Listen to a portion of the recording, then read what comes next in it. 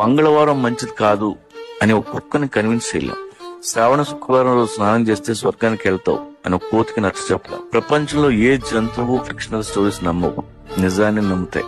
కానీ ఈ బూడిది రాస్తే దెయ్యం రాదు అంటే మనం నమ్ముతాం. ఈ రాయి లోపల పెట్టుకో ప్రపంచాన్ని వెళ్తామంటే మనం నమ్ముతాం. మనిషి మైగ్రేట్ అయిన నాళ్ళు బానే ఉన్నాడు. 7,000 సంవత్సరాల క్రితం వ్యవసాయం కనిపెట్టాడు. ఆ తర్వాత వేట మానేశాడు. ఇంటి చుట్టూ పంట, చేతిలో కంచం, పని తగ్గింది. అక్కడి నుంచి అన్ని దరిద్రాలు చుట్టుకున్నాయి. తర్వాత దేవుడు పుట్టాడు, మతం పుట్టింది, బిలీఫ్ సిస్టమ్స్ తయారయ్యాయి. వాటి మధ్య పెరిగాం. క్వశ్చన్ చేసే ధైర్యం లేదు.